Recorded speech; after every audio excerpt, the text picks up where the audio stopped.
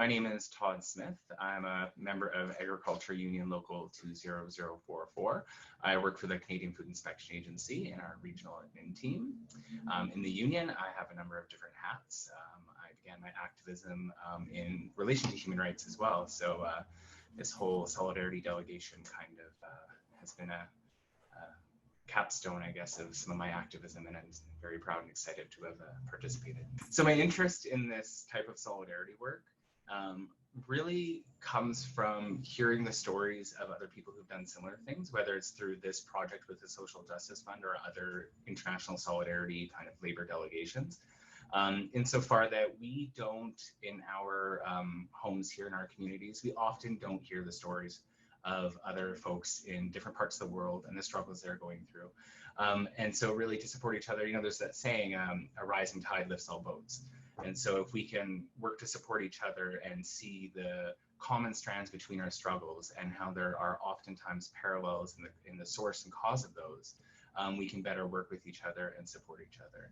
And I think there's immense value in that. So I found out about this tour and ended up participating as the PSAC has been kind of embarking on this every year for about the last 10 years.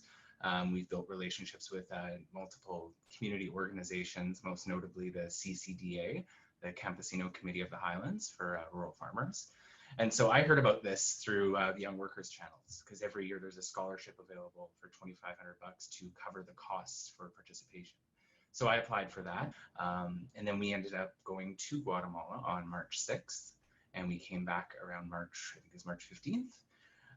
It was a fantastic trip. It was cut short a couple of days due to COVID, but nonetheless, we were with a fantastic group. We got to meet most of the folks we wanted to. The first group we met with was Ocho Tihash, which is a collective of women who basically coming out of a terrible event a couple of years ago where there was a prison fire, a youth shelter fire that killed 41 girls, 16 survived.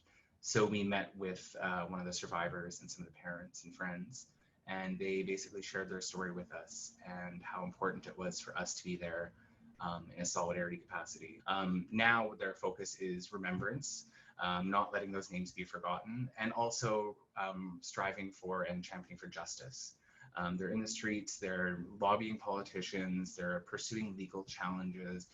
It was very moving and deepened our presence as foreigners and human rights defenders and solidarity activists was noted and appreciated. Because in situations where you face such violence and police oppression and whatnot, having foreign observers there for human rights really does kind of, people notice, people in power notice those things, and it's appreciated by the people you're supporting. Other than that, we met with multiple other women's groups. We attended the Women's Day March in Guatemala City. It was a fantastic experience. There was an incredible amount of energy, all sorts of artistic, activist expression. There was tons of people. I couldn't even estimate how many. And then we also met with other women's collectives who are working to do things like build spaces and infrastructure and supports so women can become more self-sufficient economically. So whether that's through goods that they create or crafts or services and these kind of things. Throughout the trip, one of the things that really resonated with me for many of the different groups that we met was just the situation around gender-based violence in Guatemala. It was readily apparent for almost every group we met that women do face many, many more difficulties and challenges, direct violence and all sorts of terrible things. But through each of those meetings and each of the stories that we heard, there was a common thread of solidarity and empowerment and perseverance.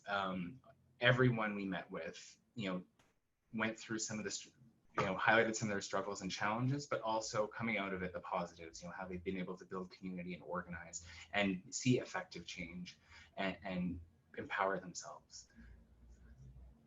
Some of the other things we did is we went to the CCDA coffee facility where there's a cooperative of many farmers who are coffee growers, and they sell their beans to the CCDA facility, which processes them and exports them. And the interesting thing about that is it's better than fair trade. Fair trade, essentially, they explain to us, is essentially moderated and run by a group of international conglomerate companies, whereas the CCDA's Cafe Justicia coffee, that they have their own distribution channels through, they are able to pay the farmers 50% more than the fair trade coffee, which actually is enough money to not just have a basic subsistence level, but to actually, see some results and get forward and get ahead on your labor. So while we were down there, some of the folks we met with really did express their gratitude and thanks for us being there in person and for taking the time and the effort to build and continue working on these relationships with each other. A lot of folks stress, like the CCDA really appreciates this relationship because they know that the government of Guatemala understands that there is international solidarity work going on.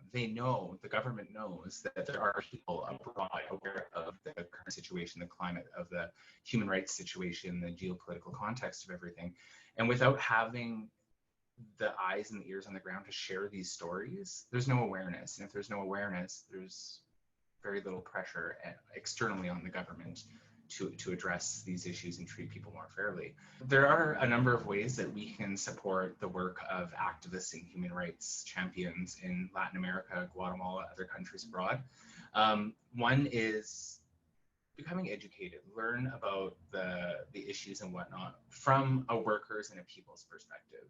A lot of media outlets and whatnot kind of share things from a certain angle. So if you can find an organization such as the CCDA or Festival de Solidarios, or these different groups where it's actually hands-on from the ground up, people communicating what their issues are, sharing those stories and becoming aware of it is one piece of it. Other things we can do to support this work is, for example, one of the groups we met seeks justice for the violence they experienced at the hands of Canadian mining companies. So one of the things I was asked to do is potentially reach out to my member of parliament to write a kind of a letter asking for my MP to support a visa application for someone to enter the country to attend a court hearing against a mining company. And that was a landmark thing to happen in the last few years, that a Canadian court had agreed to hear a case from Guatemala regarding human rights, because the court had realized that there was no recourse through the Guatemalan court system. So that set an important precedent. I would like to say how much I really appreciate the work that the Social Justice Fund of the PSAC does. I think it's incredibly important that our union continues to do international solidarity work.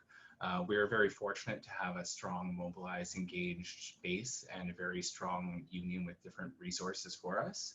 And I think, the fraction of resources that we allocate to this is minuscule in our big pot of things, but it has such a huge, dramatic impact in the lives of so many people, not just in Guatemala, but the Social Justice Fund does work in Canada too. They do work in other countries. And just being able to do this really helps everyone out. Because, if you're not a member of a union, or you're not a member of an organization that has organizing capacity and resources to help and support you, well, we can share a little bit and lift others up with us.